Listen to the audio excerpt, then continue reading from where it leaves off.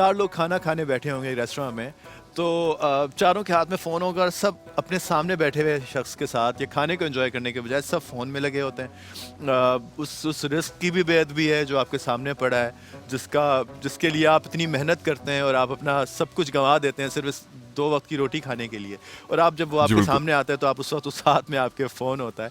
तो एक तो ये बात, और दूसरी चीज़ ये कि एक बड़ा अजीब सी आपने इंस्टाग्राम की बात की या सोशल मीडिया की बात की, तो उसमें लोगों का ये जो एक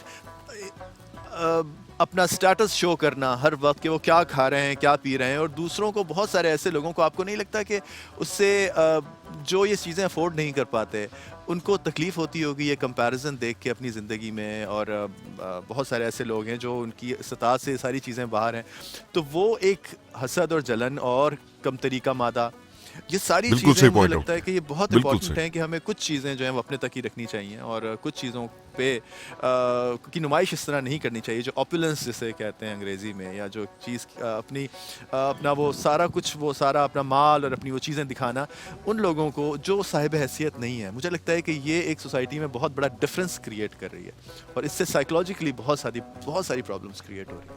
आप जी, क्या जी। कहते हैं?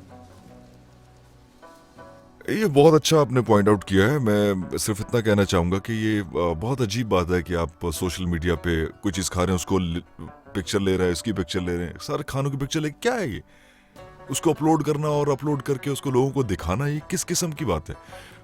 मैं अगर मुझसे पूछे तो मुझे चीज़ें बिल्कुल पसंद नहीं है। मैं ये सब चीज़ें नहीं करता हूँ और ना मुझे अच्छा लगता है, और मैं जो लोग ये करते हैं उनको कहता भी हूँ कि यार आप ठीक नहीं कर रहे हो। जिनको मैं कह सकता हूँ उनको मैं रोक सकता हूँ, उनको मैं रोकने की कोशिश करता हूँ, उनसे कहता हूँ मैं कि आप किसको दिखा रहे हो? नहीं दिखाओ भाई। जिसके पास नहीं है वो चीज़ जो आप अपलोड कर रहे हैं, वो उसे देखकर क्या सोचेगा? बिल्कुल सही। आप लोगों को मतलब उनके जज्बात के साथ खेलते हैं। आप पिक्चर अपलोड करके अपना स्टेटस जो शो कर रहे हैं, वो आप क्या करना चाह रहे हैं? वो आप लोगों को दिखा रहे हैं। अच्छे से अच्छा मोबाइल, लोग बाहर आप देखेंगे मोबाइल हाथ में पकड़ के बैठे होंगे। उन्हें लगता है कि अच्छे कपड़े, अच्छी गाड़ी, हाँ, हाँ, ये वो हाँ, सब किस चीज़ें जो गाड़ी से इंसान उतर बनाते रहे हैं, हैं, हाँ, यही हाँ। समझते हैं ना वो।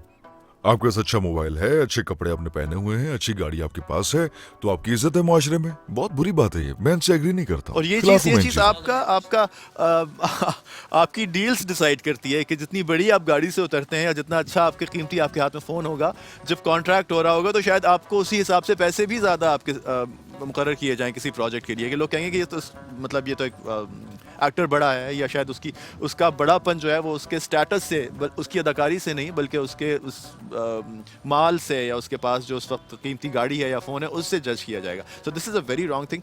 हम अगर अपनी ज़िंदगी में, मुझे लगता है कि लोगों के लिए जीना तो बहुत ज़रूरी है कि आप दूसरे के लिए जिएं, लेकिन इस तरह दूसरे के लिए ना जिएं कि आप जो कुछ कमा रहे हैं वो दूसरों को दिखाने के लिए आप कमाएं।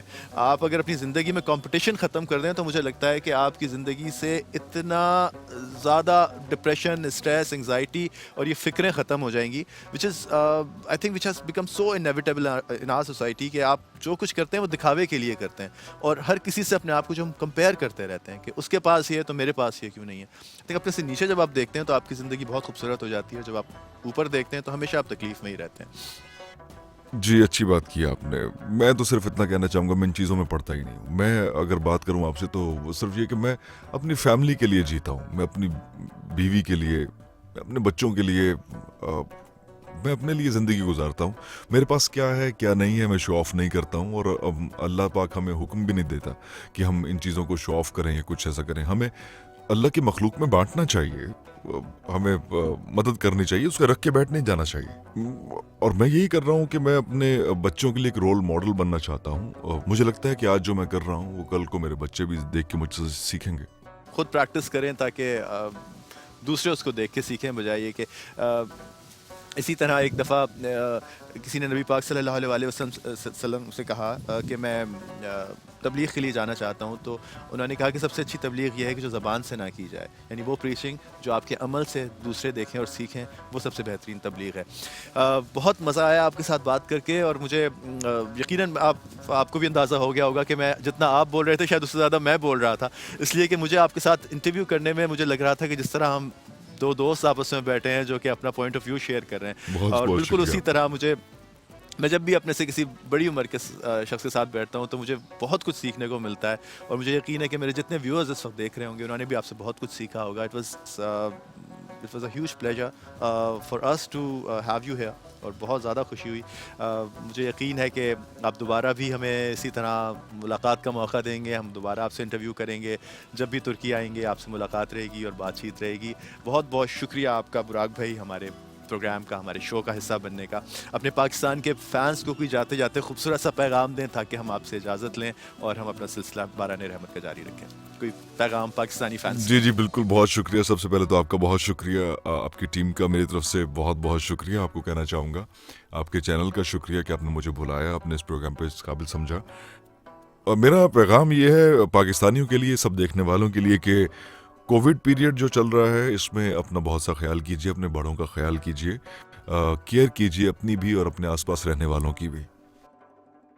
बहुत बहुत शुक्रिया आपका. किसी से आपको कोई शिकायत तो नहीं है सिवाय उस परिंदे के जो आपके ऊपर से उड़ के गया था? उम्मीद है कि आपको ये इंटरव्यू बहुत अच्छा लगा होगा और आप हमें दोबारा मुलाकात का Thank शरफ you. बख्शेंगे. That was wonderful. बहुत बहुत जी जी शुक्रिया बिल्कुल, आपका. बहुत देखते शुक्रिया, रहिए. बहुत शुक्रिया आपका. और मैं बहुत जल्द पाकिस्तान आऊँगा और मैं बिरयानी भी खाऊँगा वहाँ आके. इंशाल्लाह इंशाल्लाह. बहुत शुक्रिया, शुक्रिया, थैंक यू. बहुत शुक्रिया. बराने रहमत आप देखते रहिए. हम आपसे मुलाकात करेंगे दोबारा तुर्की से अगले दिन. अभी आप बराने रहमत देखिए पाकिस्तान से. मुझे इजाज़त, तुर्की इस्तांबुल से.